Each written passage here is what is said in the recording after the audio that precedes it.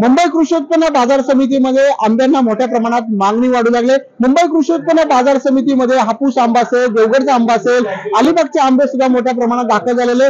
कर्नाटक जो आंबा आहे, माझ्या पाहू शकता हा जो कर्नाटकचा आंबा आहे तो कर्नाटकहून दाखल झालेला आहे। मोठ्या प्रमाणात कर्नाटक जो आंबा आहे त्याला सुद्धा मागणी आहे। आपण पाहू शकता हे सगळे कर्नाटक जे आहे ते आंबा जो आहे ते दाखल झालेला आहे। सगळ्यात मोठ्या प्रमाणात या पेट्या सुद्धा दाखल झालेल्या आहेत। देवगडचा आंबा असेल, हापूस असेल, अलिबागचे काय आंबे ते सुद्धा मोठ्या प्रमाणात दाखल झालेले आहेत आणि कर्नाटकाच्या मागणी सुद्धा मोठ्या प्रमाणात वाढलेली आपल्याला दिसून येत आहे। त्यामुळे मुंबई कृषी उत्पन्न बाजार समितीचे आपले व्यापारी आहेत।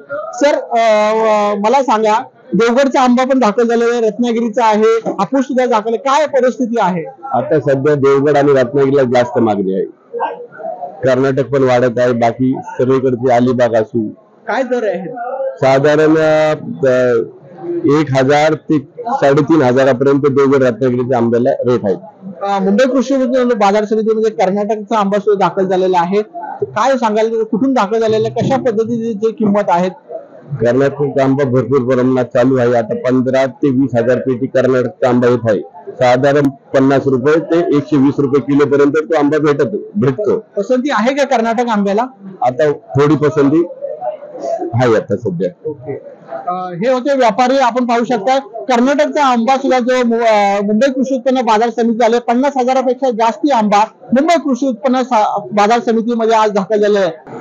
राज्यामध्ये उन्हाळा सुरू झाला असल्यामुळे कलिंगडांना सुद्धा मोठ्या प्रमाणात मागणी वाढू लागली। मुंबई कृषी उत्पन्न बाजार समितीमध्ये जे महाराष्ट्रातले कलिंगड आहेत त्यांची सुद्धा मोठ्या प्रमाणात मागणी वाढलेली आहे। आपण पाहू शकता हा जो नामदार आहे कलिंगड, याला ओळखले जातो चेन्नई म्हणून। हे कलिंगड जे आलेले आहे ते मुंबई कृषी उत्पन्न बाजार समितीमध्ये आलेले मोठ्या प्रमाणात जे मुंबई कृषी उत्पन्न बाजार समितीमध्ये आवक होताना दिसून येते आणि याचे भाव सुद्धा आता वाढलेले दिसून येत आहेत, कारण राज्यामध्ये मोठ्या प्रमाणात उन्हाळ्याचा फटका जो आहे तो बसलेला आहे। राज्यामध्ये निवडणुका सुद्धा सुरू आहेत, त्याचाही मोठ्या प्रमाणामध्ये जे कलिंगड आहे ते सुद्धा राजकीय पक्षांच्या नेत्यांकडून मोठ्या प्रमाणात खरेदी केली जात आहेत।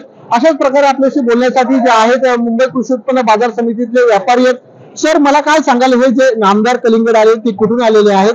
हे नामदार कलिंगड जे आलेले चेन्नईवरून आलेले आहेत, त्याला येण्यासाठी मुंबईला पोहोचण्यासाठी कमीत कमी 4 दिवस लागतात आणि हे सीट्स चेन्नईमध्ये बऱ्यापैकी होतं जास्त करून, आणि आपल्या महाराष्ट्रात पण त्याचे प्रमाण थोडंसं वाढत चाललेलं आहे आता नामदारीचे। सध्या काय आवक साधारणपणे, काय याची किंमत साधारणपणे? साधारण किंमत 10 रुपये ते 15 रुपयापर्यंतची किंमत आहे सध्या, किलोचा हिसाब आहे।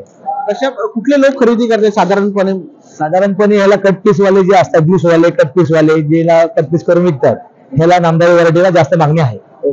हे होते व्यापारी, त्यांनी सांगितलं की जे नामदार कलिंगड आहे त्याला सुद्धा मोठ्या प्रमाणात जे आहे मागणी, जे ज्यूस सेंटर वाले जे आहेत ते मोठ्या प्रमाणात खरेदी करताना दिसून येते। त्यामुळे उन्हाळ्याचा मोठ्या प्रमाणात फटका सर्वसामान्यांना बसलेला असतो, त्यामुळे गारगार खाण्यासाठी मोठ्या प्रमाणात कलिंगड वापरताना दिसून येते। कॅमेरामॅन ज्ञानेश्वर वाडेसह विकास मिरगणे, मुंबई कृषी उत्पन्न बाजार समिती, नवी मुंबई।